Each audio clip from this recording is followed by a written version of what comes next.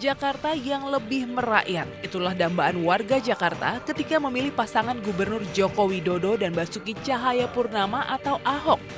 Namun hari-hari ini perasaan itu terasa jauh dari harapan warga di Kalijodo Penjaringan, Jakarta Utara.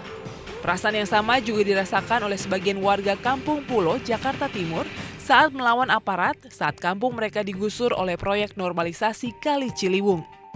Ahok menjadi gubernur adalah sebuah keniscayaan. Ini lantaran Gubernur Joko Widodo memenangkan pertarungan sebagai Presiden RI 2014 lalu. Tidak sedikit yang memuji keberanian Ahok menghadapi kalangan DPRD DKI. Ia sempat berseteru keras dengan Wakil Ketua DPR Abraham Lunggana atau Haji Lulung. Kasus Yusri menggugat Ahok terjadi setelah Ahok meneriaki ibu muda ini maling saat menanyakan kartu Jakarta Pintar KJP di Balai Kota. Kisah Ahok yang anti korupsi juga kini sedang diuji. Tudingan ke Ahok kepada DPRD DKI justru berbuah anak buahnya sendiri yang tersandung korupsi. Dan kini Ahok sendiri harus menghadapi ujian lagi terkait dugaan korupsi pembelian lahan rumah sakit Sumber Waras di Jakarta Barat. Akankah Ahok lolos dari kasus yang ditangani KPK? Saat ini kasus belum berhenti.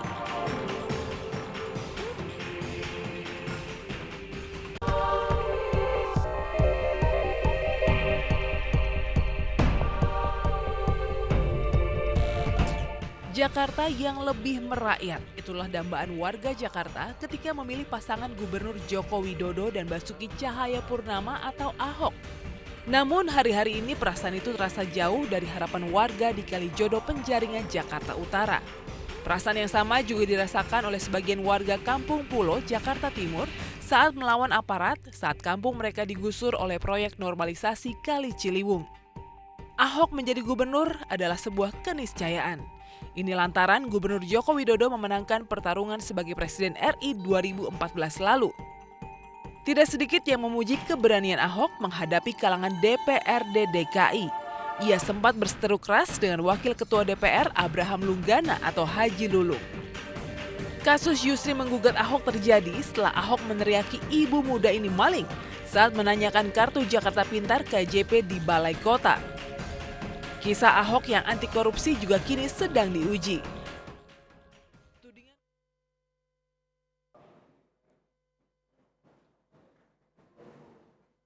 Ya, baik, kembali di Talk Tuai News pemirsa malam hari ini. Saya lanjutkan ke Bang Emrus saya langsung. Apa sih sebenarnya kekuatan dari Ahok begitu ya, kriteria yang mungkin bisa melawan sosok petahana ini sendiri kalau dari pandangan Anda? Tapi sebelum saya ke sana, saya ingin mengomentari dulu tentang elektabilitas Ahok gitu ya.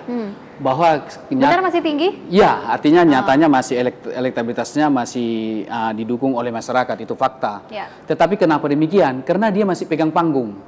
Begitu ya. Jadi mereka panggung dalam menjabat, melakukan peresmian, buka jalan dan lain-lain. Dia pegang panggung. Ya. Tapi ketika nanti pertarungan sudah terbuka, maka para calon ini bisa saja memberikan suatu program dan membuka hal-hal yang tidak baik yang dilakukan oleh Ahok. Termasuk sehingga dengan adanya dukungan dari kelompok-kelompok masyarakat. Betul, sehingga nanti elektabilitas itu bisa turun juga.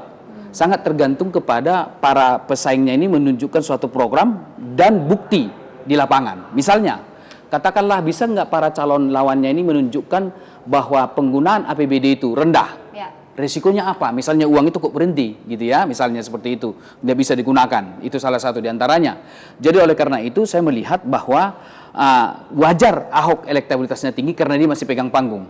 Tapi ketika nanti sudah bertarung, mereka para calon ini juga sudah menyiapkan katakanlah semacam senjata pamungkas mereka untuk membuka. Salah satu diantaranya boleh saja teman-teman ini mengangkat kasus komunikasi, etika komunikasi. Begitu ya, saya kira di pengantar tadi sangat dikatakan komunikasinya sangat buruk sekali. Saya kira tidak bisa ditarik itu. Kita lihat waktu dia ngomong marah-marah di depan publik, bahkan mengeluarkan toilet di satu stasiun TV. Saya kira sangat tidak etis. Misalnya salah satu dari aspek komunikasi. Baru kemudian adalah ketika nanti yang calon ini adalah tokoh yang memang sifatnya punya kemampuan yang sama dengan Ahok dalam konteks membangun kejujuran misalnya. Saya berpikir selain para calon yang muncul ini, bisa saja nanti PDI Perjuangan menyodorkan suatu calon tertentu. Karena sampai sekarang kelihatannya hari ini belum terjadi titik temu ya antara Ahok dengan PDI Perjuangan. Bahkan PDI Perjuangan juga sudah sepertinya tidak mendukung Ahok lagi. Nah, ketika PDI Perjuangan nanti mengusulkan calon mereka yang setara dengan Ahok, yaitu misalnya salah satu contoh, mohon maaf kalau saya sebut, andaikan Ganjar Pranowo dipasangkan dengan Risma misalnya, saya pikir di pertarungan yang sangat luar biasa. Karena apa? Mereka, Ahok dan Ganjar dan Risma ini punya kemampuan pro kerakyatan. Risma begitu tulusnya membangun Surabaya dan berhasil misalnya seperti itu. Lalu pemenangnya di mana? Adalah faktor homogenitas pemilu.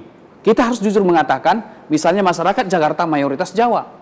Nah, ini akan menjadi faktor penentu homogenitas ini. Karena kemampuan calon ini sama, artinya sama-sama membangun. Namun demikian, para calon-calon yang akan maju ini juga kalau mereka punya kartu truf lagi, saya yakin tim-tim suksesnya sudah mengumpulkan data. Kartu truf dalam arti, mengumpulkan data sebagaimana adanya. Tadi sudah mulai dikeluarkan kan peluru-pelurunya. Nah, saya yakin masih banyak lagi rudal-rudal yang belum dilepas. Tapi sebenarnya, nah, misalnya salah satu diantaranya bisa saja misalnya pendekatan yang dilakukan Ahok misalnya adalah pendekatan yang sifatnya pendekatan fisik, pendekatan pembangunan fisik. Padahal pembangunan manusia itu bukan fisik saja, juga pendekatan pembangunan kemanusiaan. Misalnya salah satu diantaranya dengan hati, dengan sentuhan. Nah, ini kesempatan nih, udah mulai keluar nih.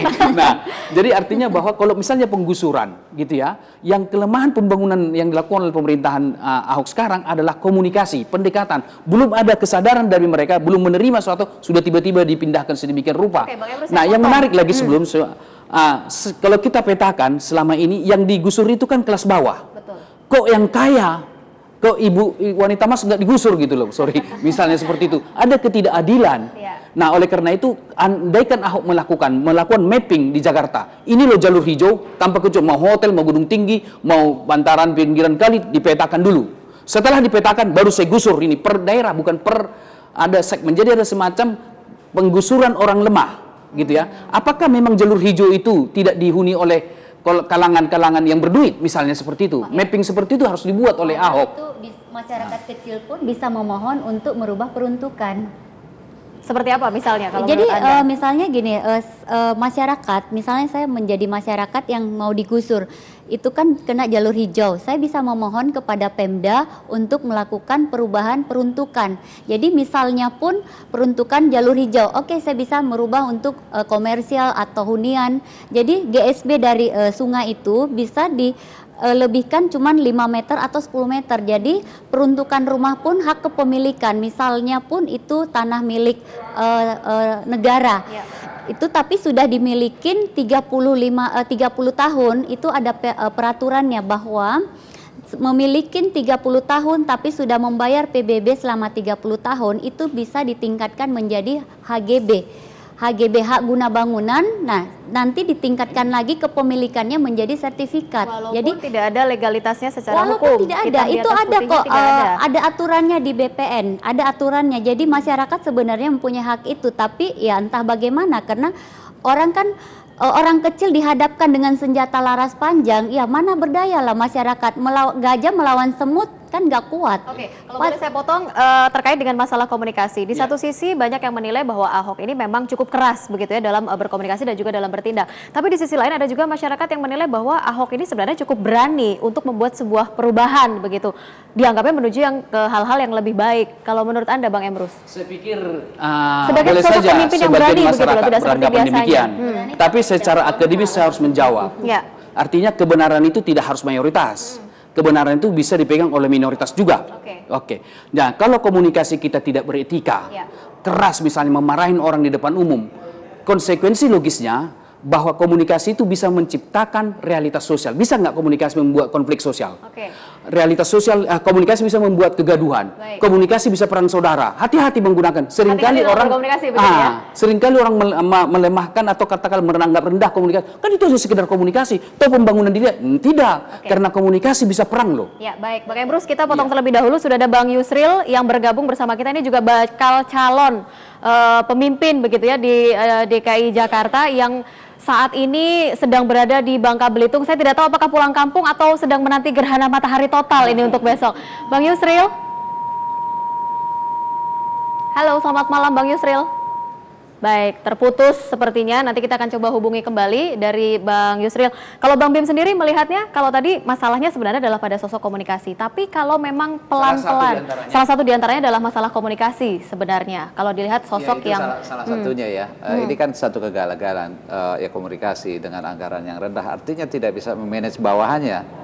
Itu satu kegagalan. Dan sekarang di DKI itu banyak baru diangkat, besok udah dipecat lagi. Itu kan satu kegagalan seorang pemimpin. Ya. Jadi memang benar. Ini kan tidak sesuai juga dengan apa yang di pemerintah Jokowi yang menginginkan adanya revolusi mental. Revolusi mental itu termasuk ini, bahwa karakter bangsa memang harus santun dari awal. Jangan sampai nanti seakan-akan pembenaran dalam artian? Memaki-maki itu benar gitu. Jadi jangan sampai. Jadi lebih baik kan baik ya, tegas tetapi tidak memaki-maki. Tapi kalau memang itu adalah salah satu cara, mungkin dari tata bahasanya saja mungkin yang mungkin kurang benar, tapi di publik terjadi dia katakan boleh sedikit. Nah, misalnya dikatakan lebih baik ceplas-ceplus tapi tidak korupsi. Kan ada gitu opini. Daripada santun-santun tapi korupsi. Seolah-olah dikotomi, ilmu sosial tidak dikotomi. Bisa nggak? Bisa nggak? Bisa nggak misalnya pilihan ketiga, yaitu komunikasinya santun tapi tidak korupsi. Oke, baik, kita tahan terlebih dahulu Bapak Ibu, kita harus break kembali. Kita lanjutkan kembali nanti di Talk Show-nya sesaat lagi, jangan kemana-mana pemirsa. Pak Hermes pakarnya lah, pakar komunikasi.